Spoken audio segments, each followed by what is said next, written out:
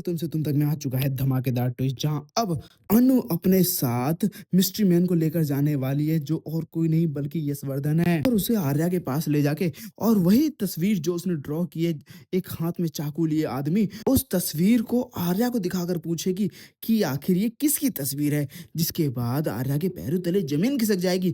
मगर ये सब कैसे होता है दोस्तों, हम आपको बताते हैं। जहां एक तरफ आपको देखने को मिलने वाला है कि भाई जब सुबह सुबह चाय लेकर पहुंच जाती है माँ के पास अनु, तो वहीं अब जहां अनु बताती है कि जो व्यक्ति जो आदमी आया था उसे होश आने वाला है, उन भैया को होश आने वाला है। तो वहीं अब फटाफट माँ बोलती है कि फटाफट हमें सिद्धि माता को ढूंढना होगा। तो वहीं दूसरी तरफ आपको देखने को मिलने वाला है कि भाई जहाँ पे अब बेइज्जती करने का मौका नहीं छोड़ती मानसी जब चाय लेकर पहुंचती है अनु मानसी के पास। तो वहीं दूसरी तरफ अब हर्ष तो अनु से ऐसे बात करता है जैसे सच में वो उसकी बहन हो और अनु भी हर्ष से ऐसे ही बात करती है कि जैसे सचमुच वो दोनों भाई बहन हैं। वहीं मानसी को इस बात से बहुत ज्यादा जलन होती है। तो वहीं दूसरी तरफ जब होश में आ जाता है मिस्ट्री मैन, तो वहीं अब जब माँ उससे पूछती है कि तुम कौन हो, कहाँ से आए हो, तो वहीं वो बोलता है कि मुझे नहीं पता, मुझे नहीं पता मैं कहाँ से आया हूँ। तो उसी वक्त अब वहां पे पहुंच जाती है मानसी और कहती है कि मुझे पता है पर कहाँ से आया ये सिर्फ यहाँ पे रहना चाहता है, इसे कुछ पैसे वैसे दो और यहाँ से रफा दफा करो।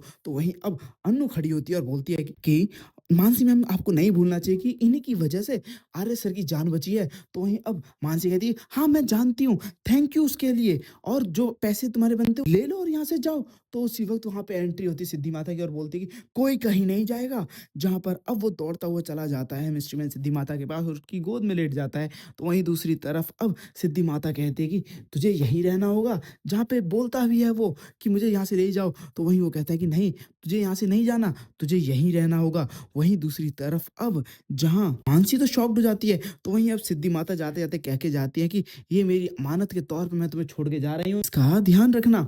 वहीं दूसरी तरफ अब जहां पे आर्या और अनु का भी रोमांस देखने को मिलता है जब चाय की बारी आती है। तो वहीं दूसरी तरफ अब आर्या को तो झंडे फोन करके ऑफिस में बुला लेता है। जिसके बाद अब आर्या से झंडे बोलता है कि तुम्हारे पीछे जो अंदर पार्टी के अंदर आया था, रिसेप्शन के अंदर आया था, वो किसी और की वजह से नहीं बल्कि मीरा की वजह से, मीरा ने उसे बैंड दिया था, मीरा की वजह से वो एंट्री कर पाया था। तो जिसके बाद अब आर्य कहता है तुम्हारे पास कोई सबूत है। तो वहीं दूसरी तरफ अब झंडे साफ साफ कह देता है कि तुम्हें मुझ पे विश्वास करना है तो करो, नहीं करना तो मत करो, मेरा काम था बताना। उसका प्यार पागलपन में बदलता जा रहा है, तुम नहीं सोच सकते कि वो आगे क्या क्या पागलपन कर सकती है।